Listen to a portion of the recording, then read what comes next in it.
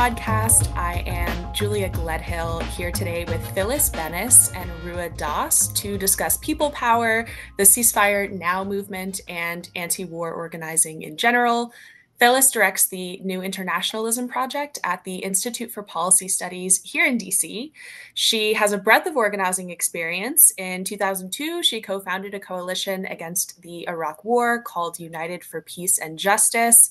She also helped found the U.S. Campaign for Palestinian Rights and has served on the board for Jewish Voice for Peace. Phyllis, welcome. Great to be with you. I'm also excited to welcome Roua Daas. She is an organizer with Students for Justice in Palestine and actually founded her undergraduate chapter, where she led several successful campaigns on campus, which we will discuss very shortly, as well as her experience advancing the passage of a ceasefire resolution in her town. Roua, glad to have you on the pod. Hi, so excited to be here. Excited to have y'all here. I would love for you both to tell us a little bit about yourselves, anything that I missed in your bios, as well as how you got into anti-war organizing. Phyllis, would you like to start? Well, sure. Age before younger, that's the way it works. I sort of got into anti-war organizing after years as a kid as a very active Zionist. That was my first political work. I was actually very good at it and learned how to be an organizer in some ways. And then I went to school. I went off to university in 1968, the big year of the anti-war movement. And you kind of had to really work at it if you didn't want to be pulled into anti-war organizing in 1968.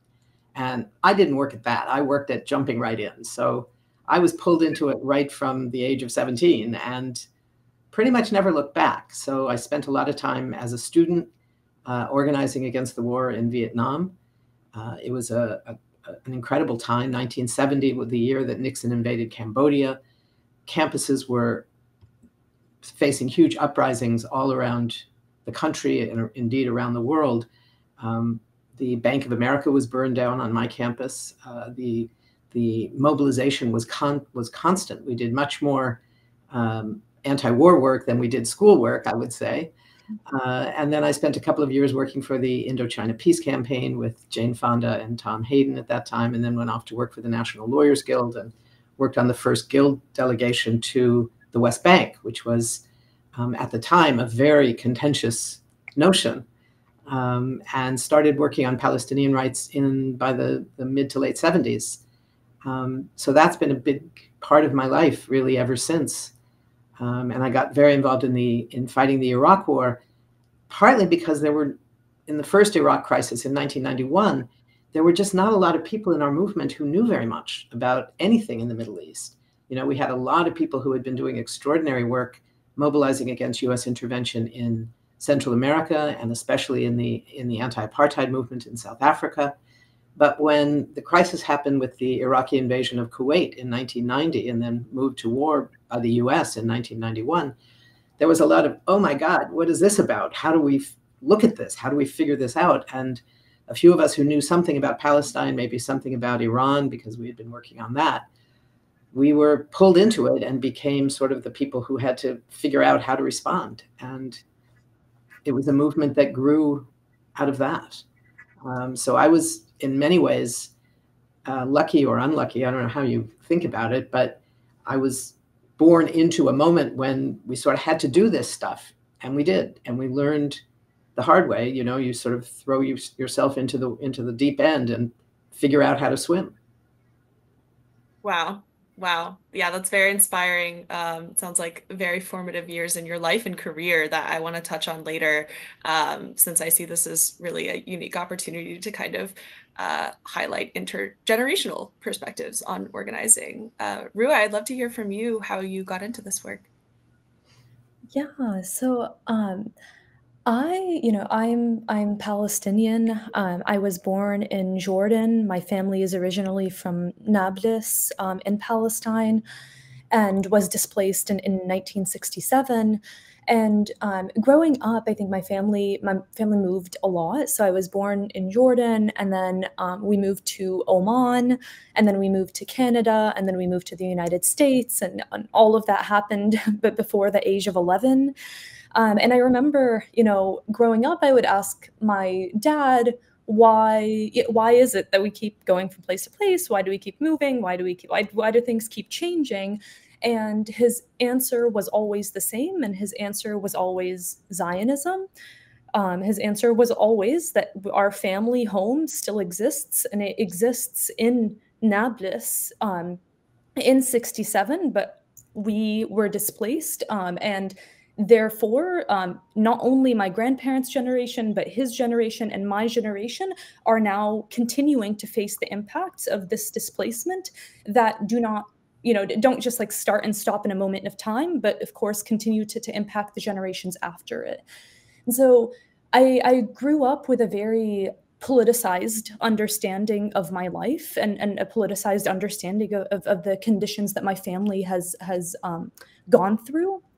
And I think when I got to college, when I began undergrad, I was looking for a way to really to get involved on campus. I wanted to do something as simple as that sounds, but we didn't have an SJP chapter, a Students for Justice in Palestine chapter at my undergrad university, which was Butler University.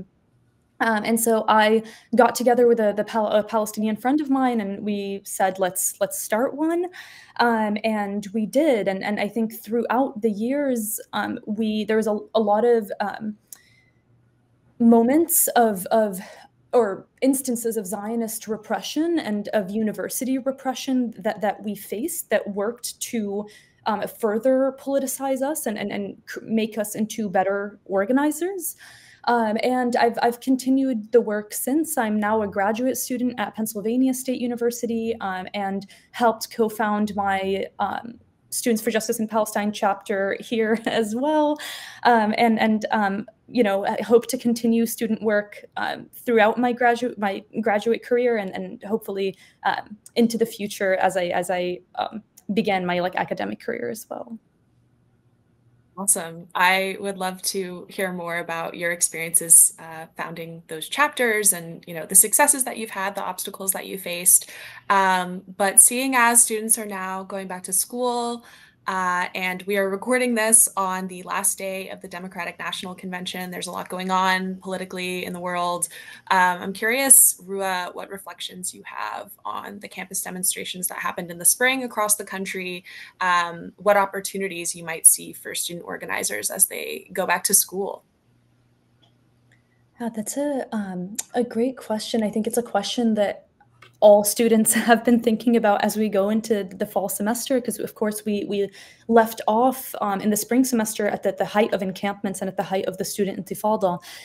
And I think, as we've been reflecting on what we saw in the spring, one of the most important things that I think that we've learned in the spring, or that what we saw in the spring, was that the encampments and the student intifada showed us how far students are willing to go to fight for their cause, and how far the university is willing to go to protect the institution and to repress our movement. The encampments brought in a mass of students into organizing, right? Organizing that had been happening, of course, prior to just the spring, organizing that was happening prior to October 7th and to the most current genocide. But what we saw in the encampments was this expression of things coming to a head, and really seeing how far both parties were willing to go to protect their interests. And the student movement, of course, has developed extensively over the last decade, right? So students organizing for Palestine in the last academic year managed to mobilize the entirety of their academic communities and shift the balance of power on their campus in their favor for the first time really in our movement's history. So the university, for the first time, is feeling genuinely threatened by the change that SJP seeks to make, that they're instituting never seen before policies, right? And we're seeing those policies roll out even now as we speak, these quote unquote campus safety policies or like free speech protection, but also restriction policies. These policies and the repression that we saw are not things that are scaring the student movement. And so not only have we seen this, but the university has seen this. And so the universities is threatened at a psychological level. They're threatened at an institutional level, at a financial level, at really all levels. And so I think that to wrap that up, like the biggest reflection is that the student intifada has brought us into a new era of student organizing, and a new era that is like the beginning of a struggle for divestment that is marked by the university being on the defensive, marked by the university scrambling and doing anything that they can to repress students. And we know, again, that repression only breeds more struggle and more resistance. And so this repression will only make us stronger. And then I think that the second reflection that we've had from the spring semester is that the student intifada not only shook universities, but it also shook the broader American society.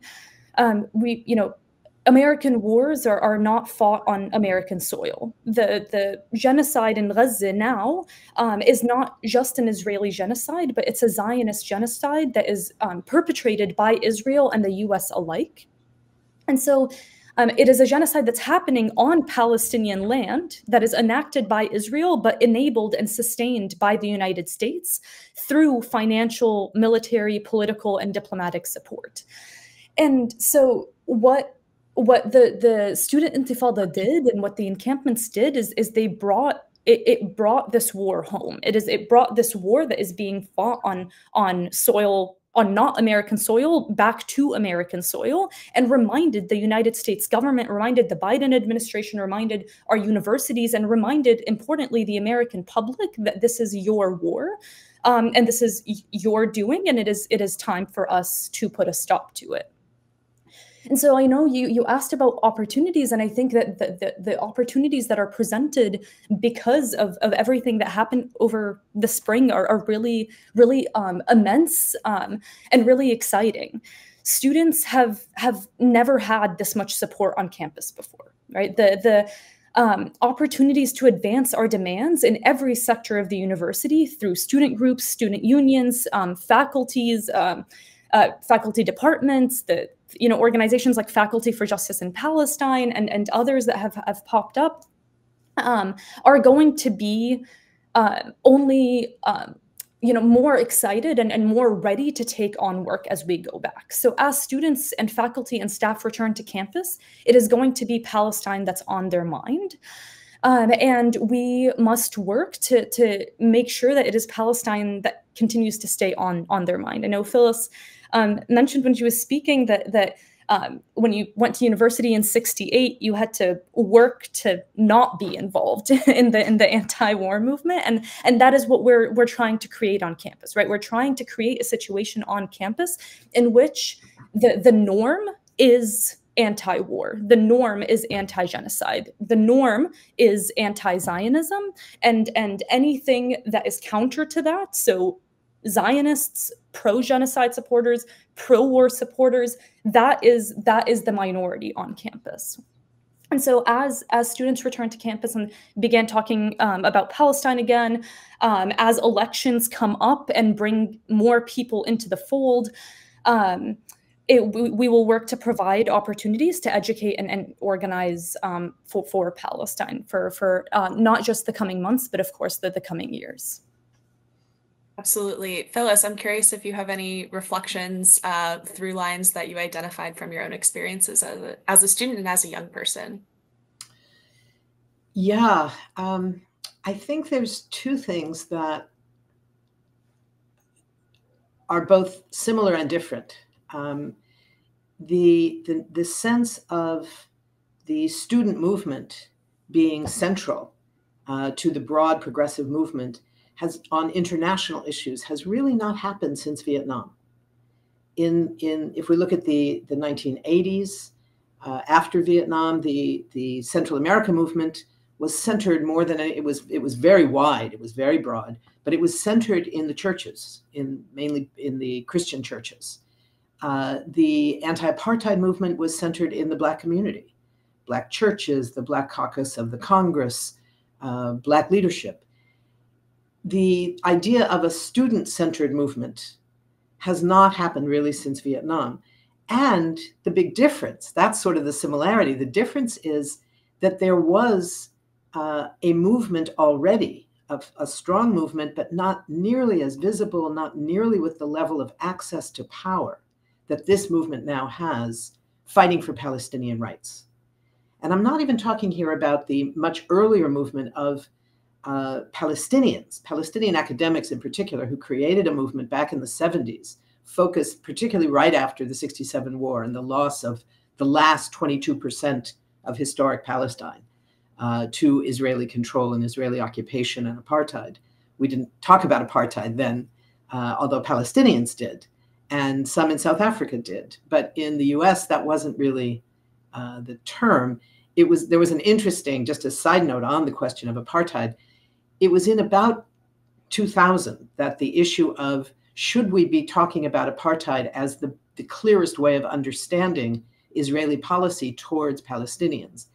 And the discussion, I remember it very well, in 2001, 2002, around that time, in the context of the US Campaign for Palestinian Rights, which at the time was called the US Campaign to End Israeli Occupation, because then, as still somewhat, but certainly then, it was very focused on changing US policy. That was the goal. So that was the framework. And in the discussion, we never really, nobody disagreed that it was the right framework that would be the clearest in understanding what this really looked like on the ground inside 67 territories, inside Israel from pre-67, and for the refugees. That was the best way of understanding it. The debate was, does it make sense to try and use that now? And we ended up for several years thinking, no, it really doesn't, because we will be sidelined too much on the debate over whether or not this is the right term, rather than what does it look like and why do we have to stop it? So it was, in a sense, it was a strategic question, but it was almost tactical, because it wasn't based on is it or is it not. It was very clear it was apartheid. And it took us 20 years to normalize that language, so that by the time the mainstream human rights organizations, Amnesty International, Human Rights Watch, the Israeli human rights organizations, B'Tselem, Yesh Din, parts of the United Nations very carefully took on the issue of apartheid and said, this is apartheid. It was after 20 years of a movement that had grown up recognizing it and ready to move with it. So that was an amazing thing. After October 7th, after October 8th, in fact, when the Israeli assault began, it took maybe 20 days to normalize the understanding that this was genocide. This was genocide in a very specific legal way, not just the idea that it's mass killing. Mass killing has happened in many places against Palestinians, but also all around the world. Genocide is different, and this fit the category. And the rapid level of which that became understandable was a reflection of the fact that there had been this broader movement already. And then there was this extraordinary mobilization of students that made it so visible and so national, and of course global as well. But in the United States, what was most important was that it was a national phenomenon. You couldn't go to a campus, whether it was a 2-year community college or the most elite research universities in the country, and everything, the entire range of higher education in this country. You couldn't go to a campus and not find some version of a Palestinian rights-based encampment. That was extraordinary. That was extraordinary. And what it did was publicize something that had erupted even before the students, right in October, when massive demonstrations began to happen across Washington on a daily basis. One day it was led by Muslim organizations. The next day it was Jewish organizations. The next day it was kind of everybody. It was a change, but they were happening every day in Congress, sitting in, taking over the Statue of Liberty, taking over the Grand Central Station in New York. Incredible levels of mobilization that very quickly, and particularly once the student encampment component of it brought it to such incredible attention, it changed the question of power. So this movement that had been built over 20 years, 25 years, from the time more or less, we started the US campaign in the year 2000, right in the context of the Second Intifada, and went forward through 9/11, the Afghanistan war, the Iraq war. The movement around Palestinian rights had to sort of fight its way through that, was still being marginalized, even in those periods, even within the peace movement.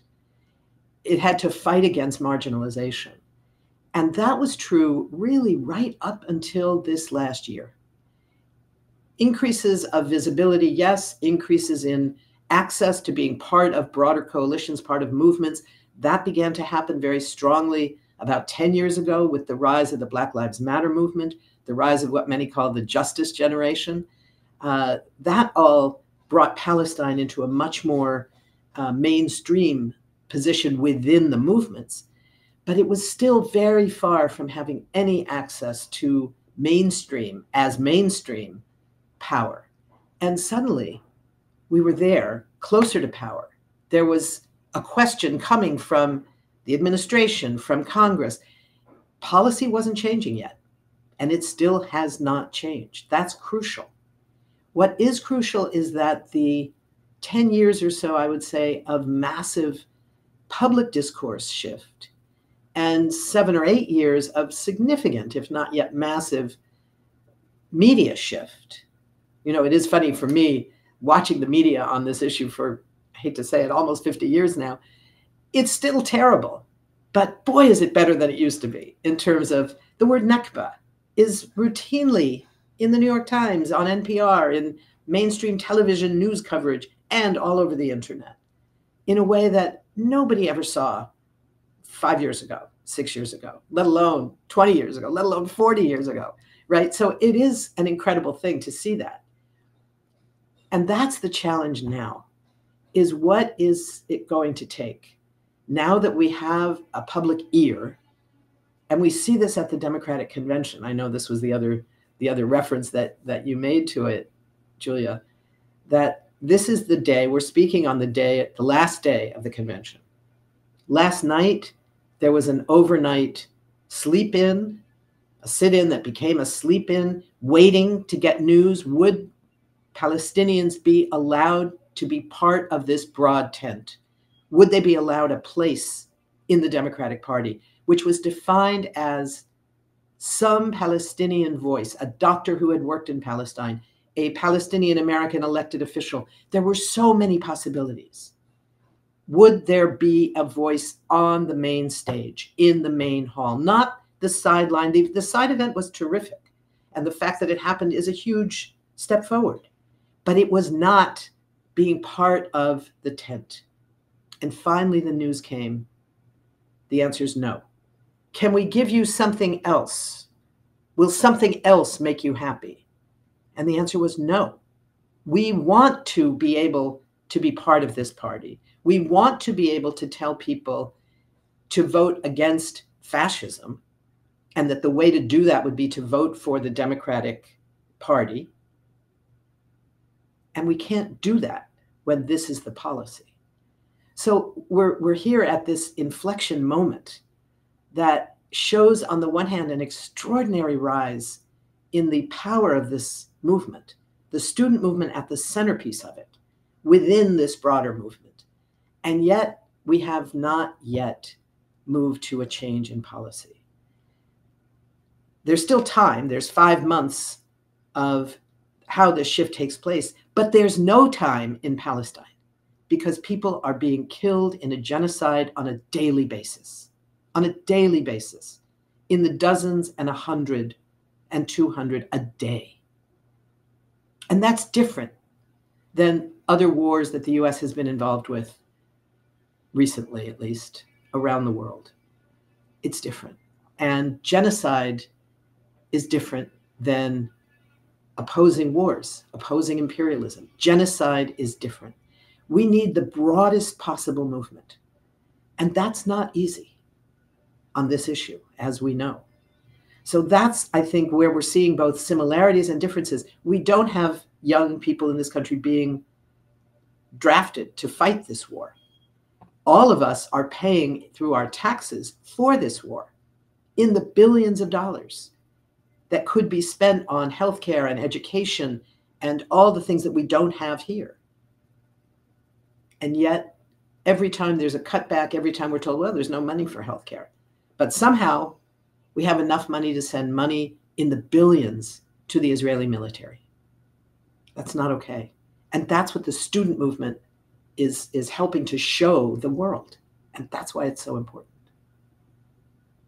You touched on a lot of threads that I want to pull on a little bit. One of them is that we need the broadest movement possible to affect policy change, from what I understand.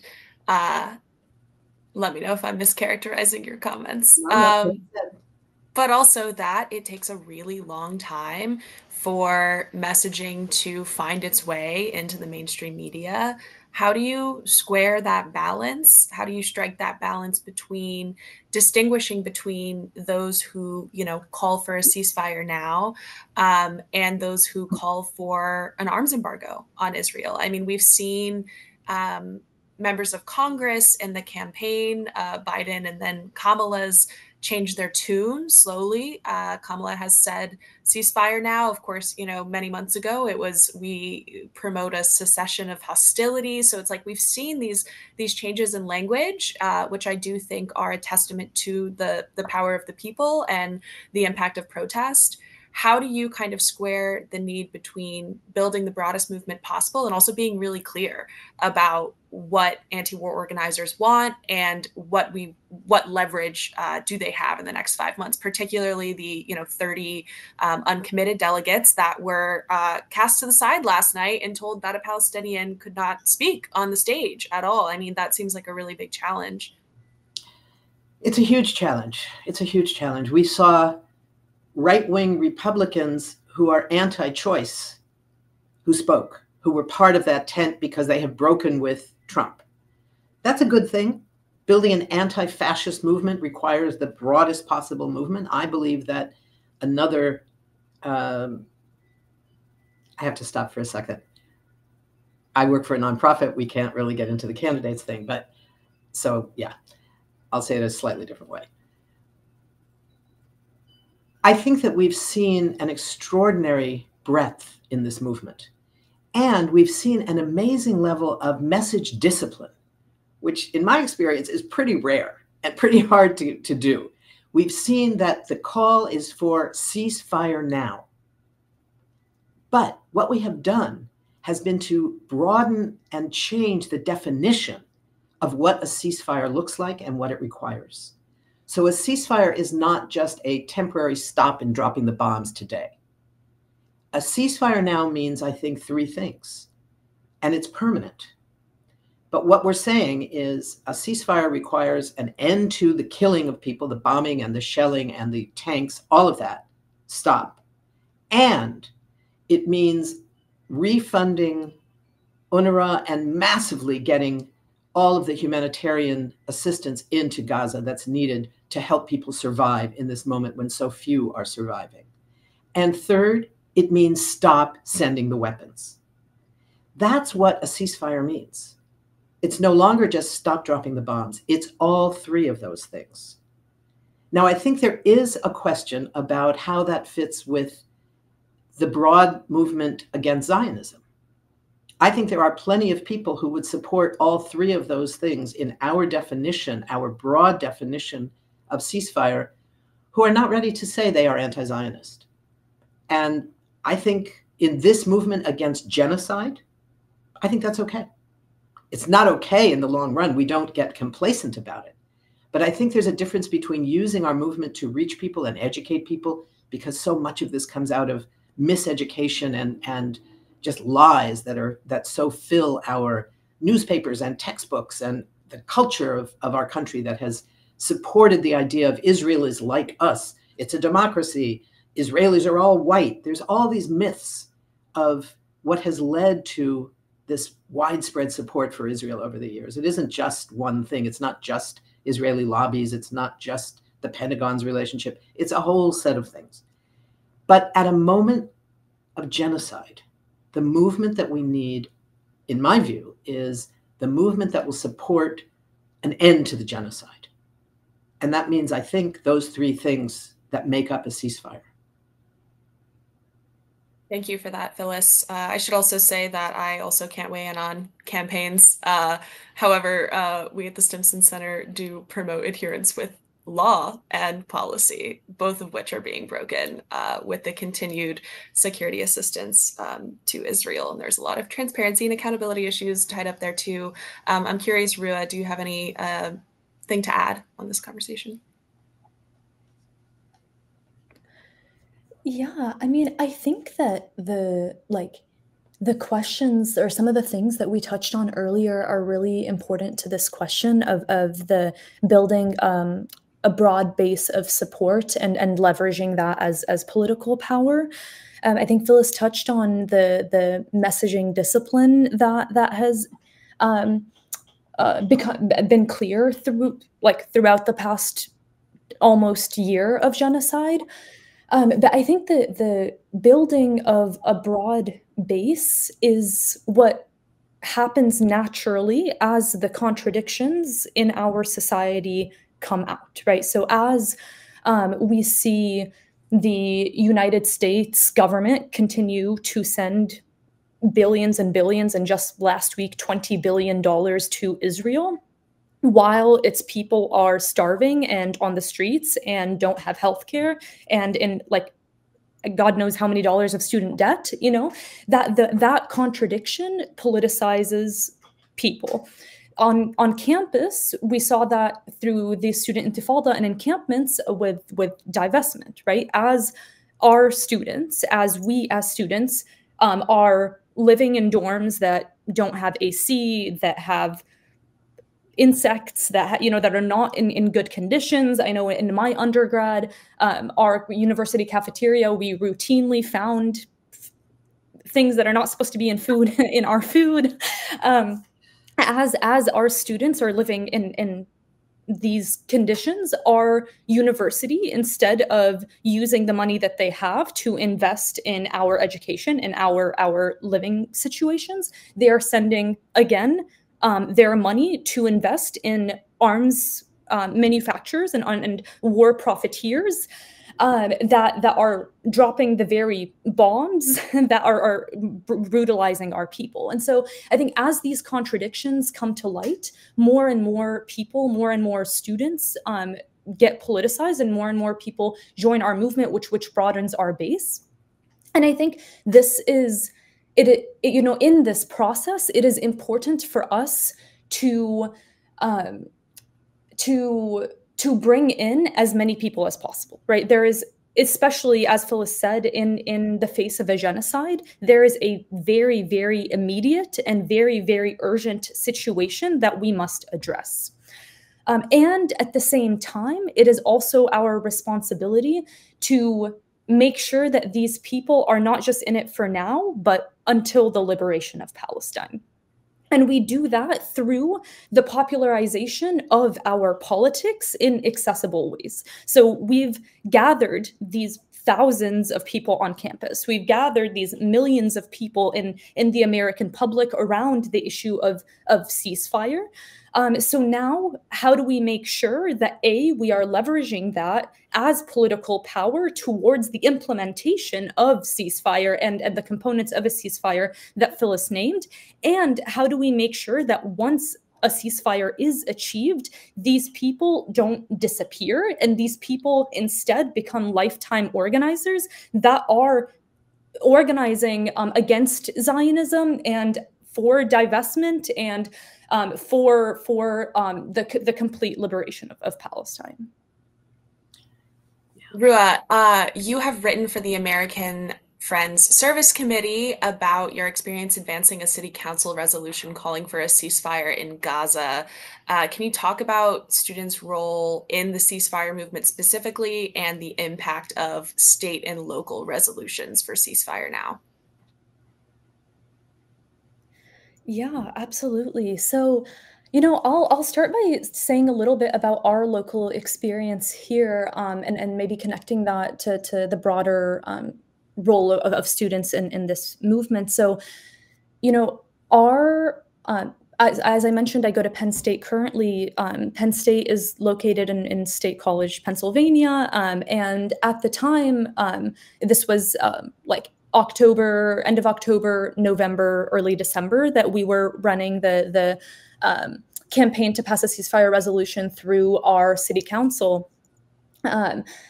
We as students and as an SJP chapter that had just started, were being pulled in a lot of different directions, right? There was the on-campus organizing, the organizing around divestment, and the organizing to like place pressure on our university administration. And at the same time, there were community institutions like our local mosque that were also really agitated and really angry about what was happening and looking for something to do. And so for us, we found that it was really important for us to use that agitation and the mobilization of people towards a goal. Again, that like we have brought in the support, but we must make it actionable. And so for us, the way to do that and to build with the community was to pass a ceasefire resolution, or to run a campaign for a ceasefire resolution. And so I think the role that these local ceasefire resolutions have played have been a few. So I think first, they've played the role of for lack of a better word, like giving people something actionable, right? Like they're giving people something like to do with their anger on a local level that is very accessible and very like they can invest themselves in it. And so I think this has been really important, and I think this will continue to be really important as we build and strengthen our movement. I think the second thing that ceasefire resolutions have done is, or local ceasefire resolutions have done, is localize something that feels national or international. So with the issue of Palestine, I know as a student and student organizer, something that I've heard over and over again from our university administrators is, well, like we are focused on here. We are focused on campus policies. We are focused on issues that impact our students and our campus. As an excuse to not engage with us and to not engage with Palestine and to not admit the blood that is on their hands because of the money that they continue to invest. And this is the same rhetoric that we saw when we ran the ceasefire city council resolution at the beginning. That's what the city council people said, like, we are focused on local issues. This is not a local issue. This is far away. This is, whatever. I like these same things over and over again. And the more they said it, the more angry people got, because they were like, how, look, we are right here, right? Like we live in this city. We are Palestinians. We are Muslims. We are Jews. We are progressive folks from all backgrounds that believe that genocide is wrong. And it is simple as that. And we are your constituents, and you are not willing to listen, and you're not willing to do anything. And so I think this localization is something that's really important in making in further investing the people in our struggle. And so I think the ceasefire actually the last thing that I'll say that I think these ceasefire resolutions have done is they have I think it's important to think of our struggle as a war of attrition, right? We are fighting small battles that will ultimately lead us to win the broader war, which in this case is the liberation of Palestine. And so the small hits that we are making, or the hits that may feel small that we are making, whether it be in Pennsylvania or in Texas or in California or in France, or, you know, in the Arab countries, wherever it is, these all accumulate into the national pressure that is being placed towards a ceasefire.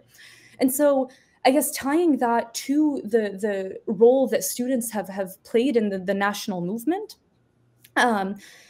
students, you know, on a local level, encampments were part of the university divestment campaigns, the campaigns to get the university to stop investing their money in war profiteers.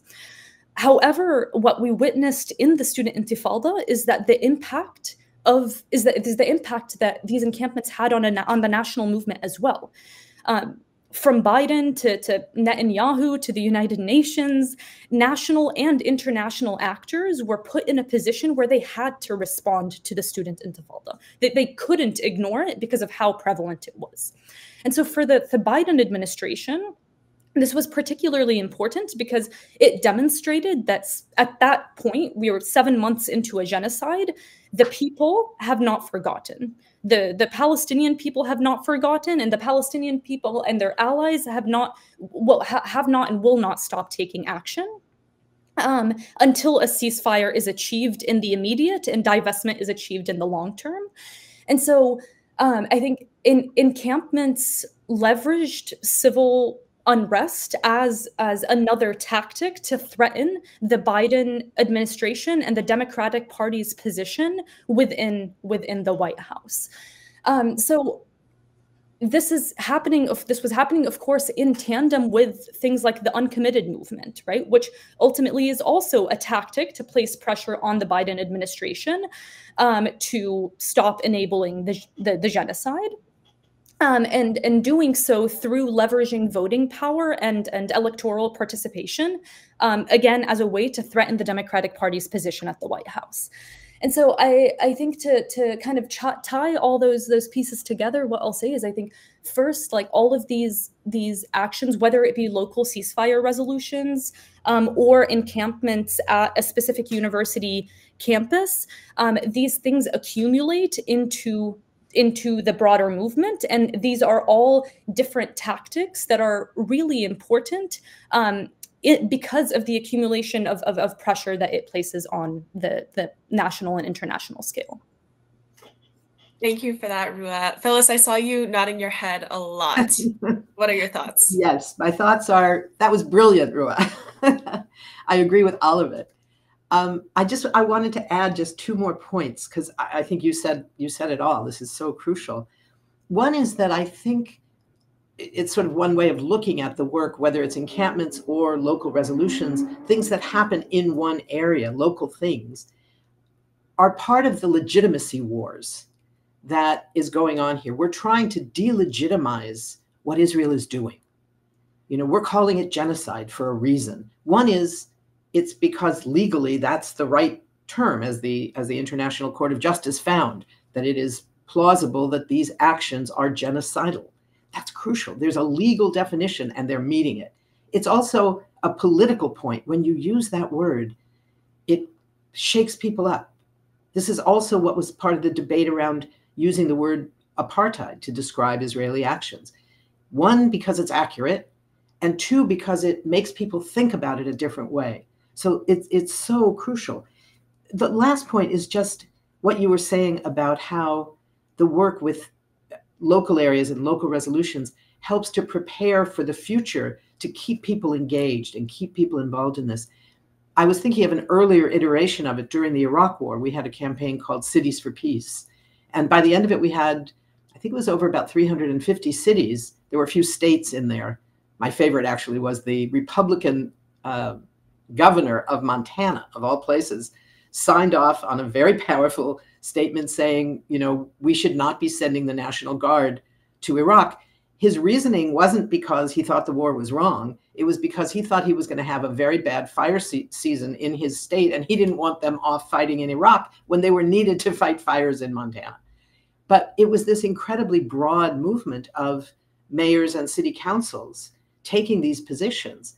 And we found it was very hard to get any national attention paid to this process, right? Even though there were a lot of them. But at one point, we brought a bunch of these mayors and city council members to DC, I don't know, 20 or 25 of them at one time. We printed out a bunch of the petitions they had that went on in the hundreds of thousands. So it was boxes and boxes of, lists of names. And they did a press conference, and then they marched to the White House and knocked on the door of the guard post outside the White House and said, "We're elected officials from 25 different cities, and we have a bunch of petitions aimed at the president. We'd like to drop these off. Can you accept them for us?" And they're like, no, we can't take them. And these elected officials were like, "What do you mean you can't take them? We're elected officials in this country. This is our right to petition our grievances." And what happened, I mean, it was kind of an amusing thing to watch on the one hand, but it got enormous national publicity from all of these local papers who all had like a single journalist that was based in Washington to cover the entire national government. When they had something that linked back to their local activities, suddenly that was the lead story in all their papers. So it had a really national impact by broadening this whole process of delegitimizing what the US was doing in Iraq, in the same way that we're trying to delegitimize what Israel is doing in Gaza. So it has a long history, and it's been taken to a whole new level with the student encampments and the student leadership in these local campaigns. So it's been fantastic, and it's so wonderful to see it emerging that way again. It's just great.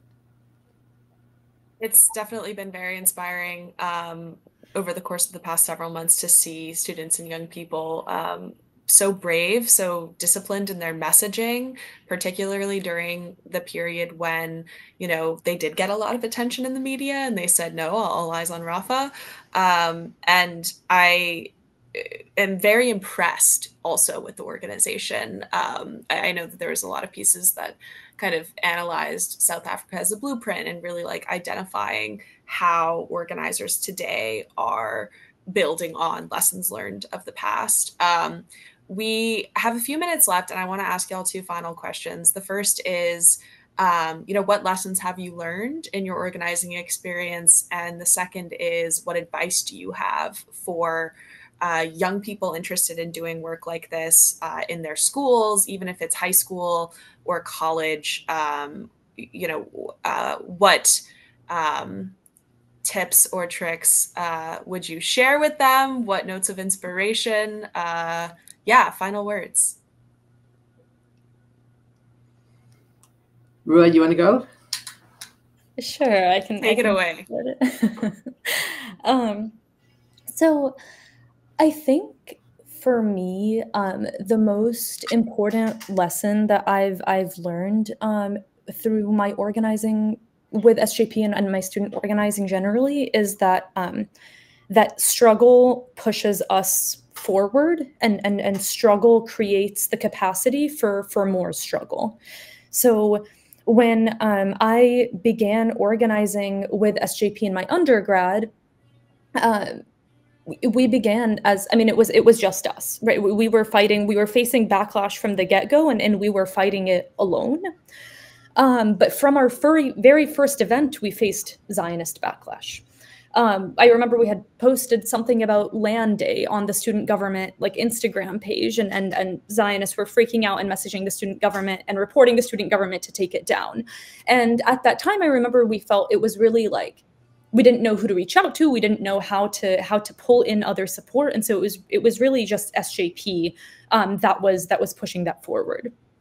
My second year, we had an event that involved all of the multicultural and minority organizations on campus, and Zionists also freaked out about that because we were talking about the Nakba, and they were talking about how to the Zionist BS about how I'm not going to repeat, and so they tried to get the organizations there to they tried to isolate SJP. And get these organizations to not interact with us. And the organizations supported, but weren't necessarily like vocal about their support publicly to us.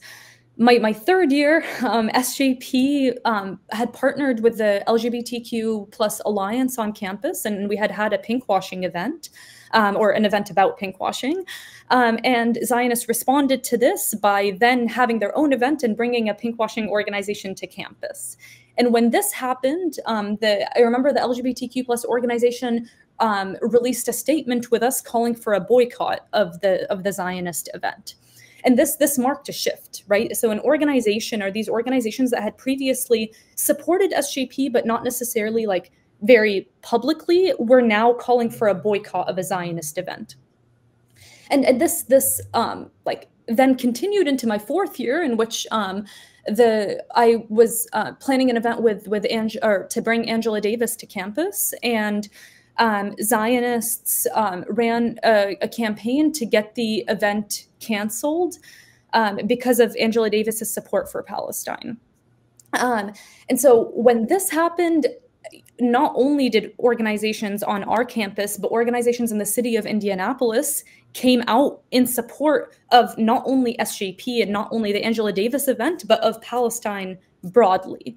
And I think that this like ladder of escalation, or this progression of politicization is really central for us to think about. As we struggle on campus, we politicize students and faculty and staff and the broader community, who begin with supporting us and end with leading the struggle.